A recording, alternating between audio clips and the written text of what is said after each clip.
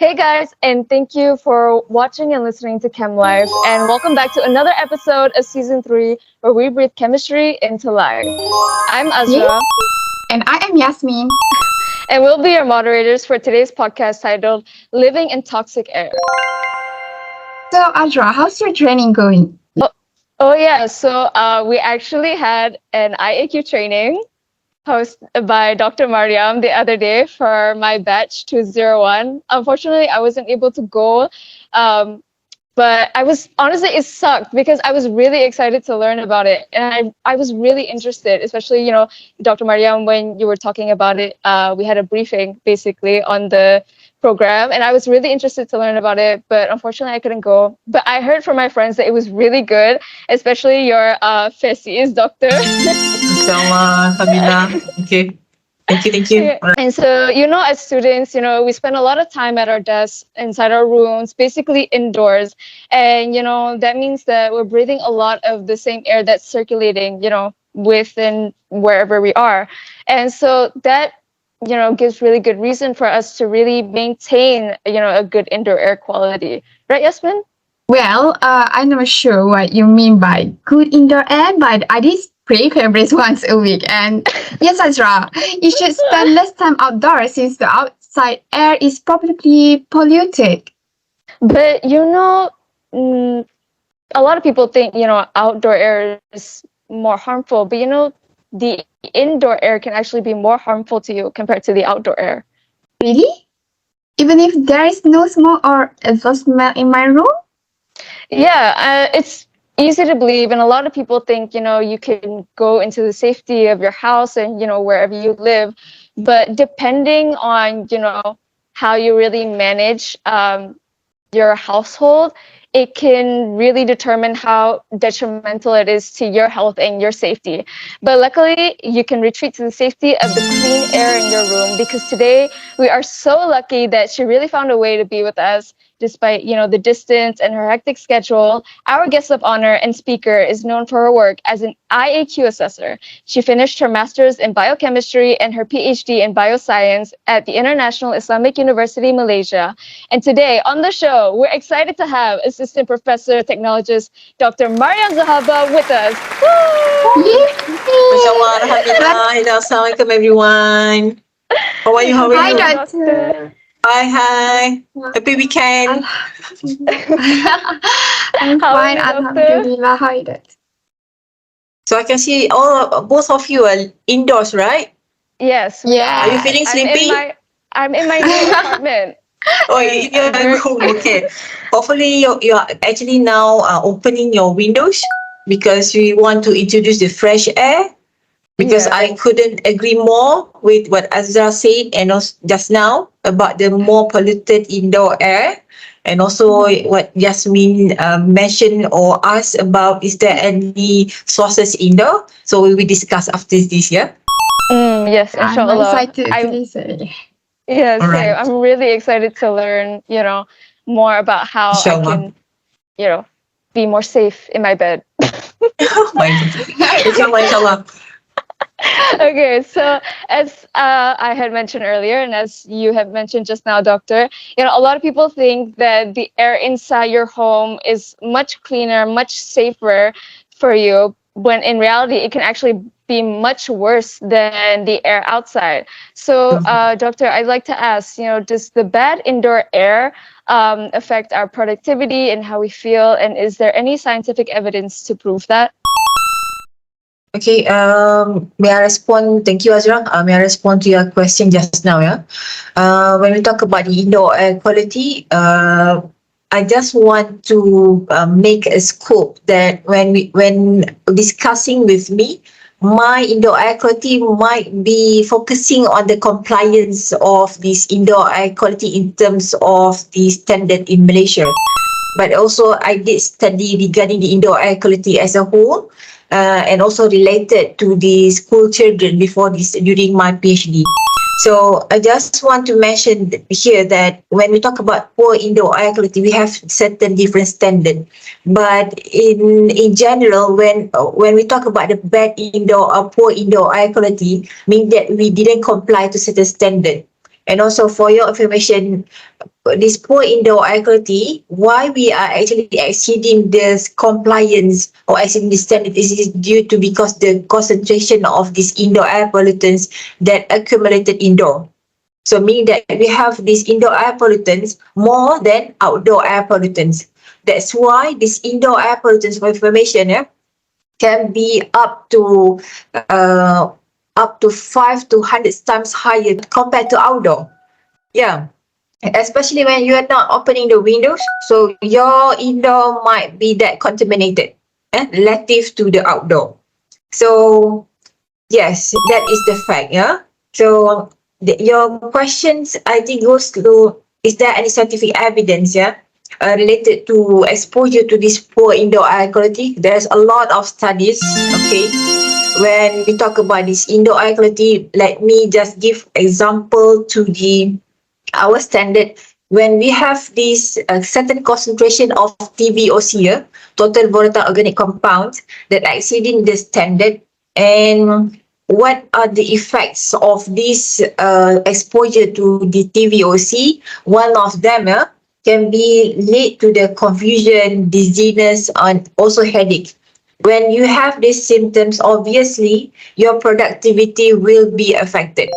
So that is the relation of this exposure to the poor indoor air quality due to the high concentration of indoor air pollutants that may decrease your productivity.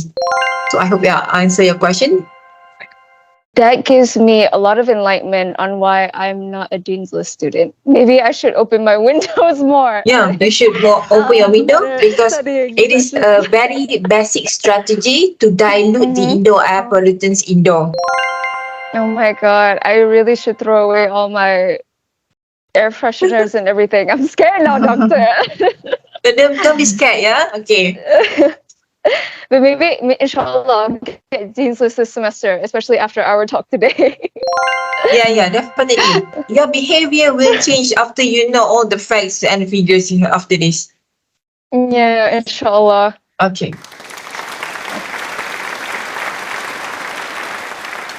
So doctor, I'm not an expert in air pollution, just someone who wanted to breathe clean air while studying in my room. So can I ask your opinion to share what are some of the most dangerous pollutants that we usually find at our room or at our home? Okay, Yasmin, thank you for your questions. You did mention dangerous, right? So we are like chemistry students. We have this understanding that regarding this Paracelsus, if you remember, we learned about the toxicity that what determine the dangers or the poison of the substances is the dosage, right? So for information, of course you are exposed to the air pollutants, but in not reaching to the certain limits that can cause harm to us. Like for now, right? So that is the example So the dosage will determine the toxicity or the dangerous of these chemicals. Yeah. Okay, that is the concept.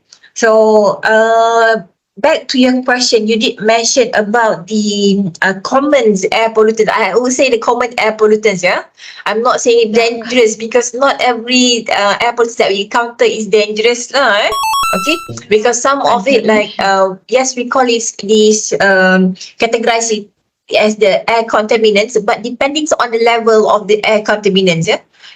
Because I'm referring to the standard, we have this indoor air contaminants that is like common. It is everywhere because we are living in the world full of gases and all chemicals. Okay, so that is the idea. But okay, when you ask about these air pollutants that is common, like for example, maybe formaldehyde.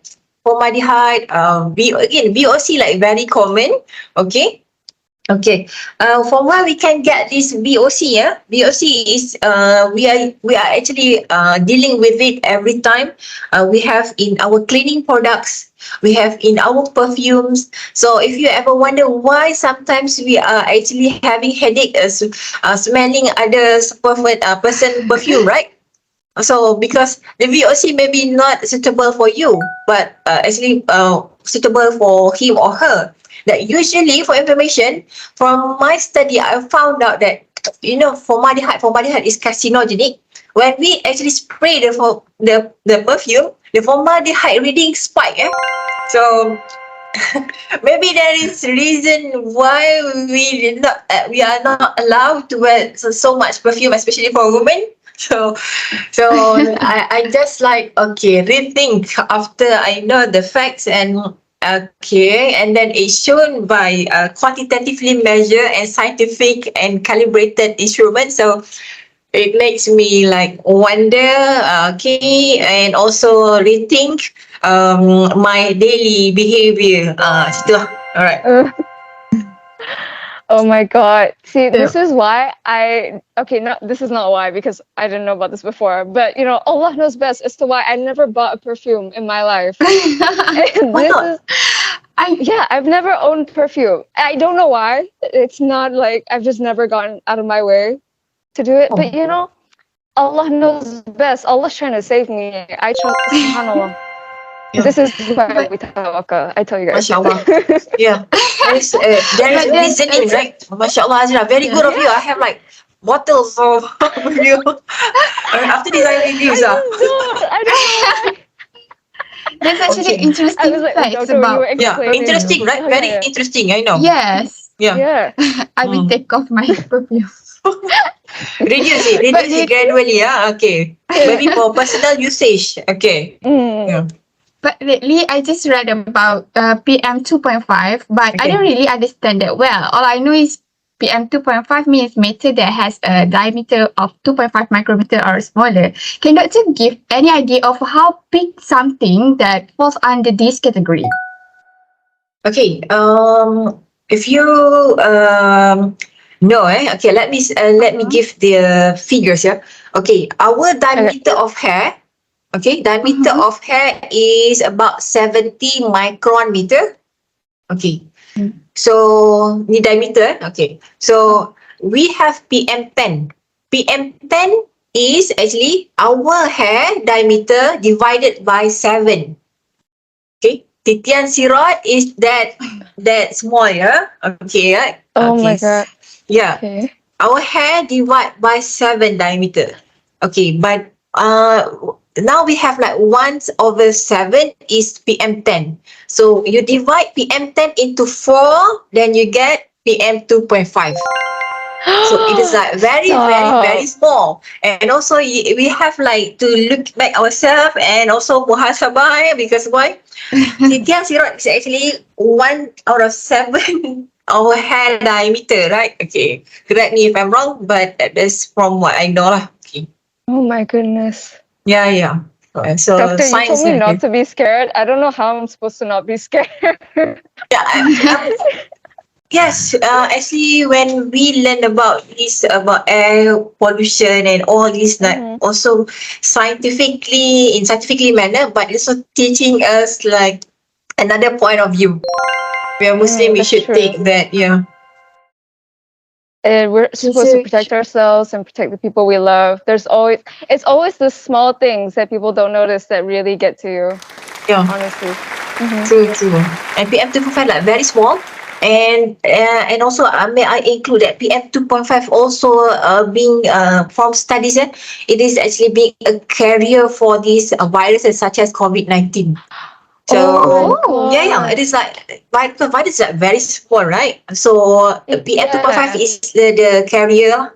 So it can becoming the bus or vehicle for the virus to maneuver, right? Okay, to be transmitted really? using PM2.5. Yeah. Yes.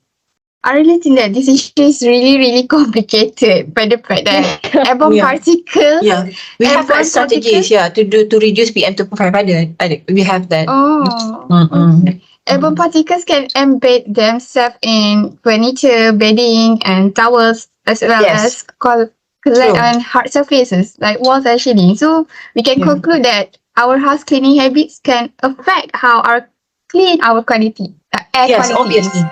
True. Oh, Totally agree. That's And that's why my mom tells me to clean the house every day. Yeah, you should. And also, true. But cleaning your house, maybe after this you want to use the strategy of wet wiping instead of sweeping, because when you sweep, actually the particulates are resuspended into the air, and then you are introduced to the particulate matter. But when you put wet cleaning using damp cloth, then so it is like reducing the resuspension of the particulate matter. What if you vacuum, doctor? Is it the same? Sorry? What if you vacuum? Vacuum much better. That one is engineering control. Okay. I'm gonna buy a vacuum after this, doctor. Oh, I'm gonna change my whole lifestyle after this episode. You don't even know.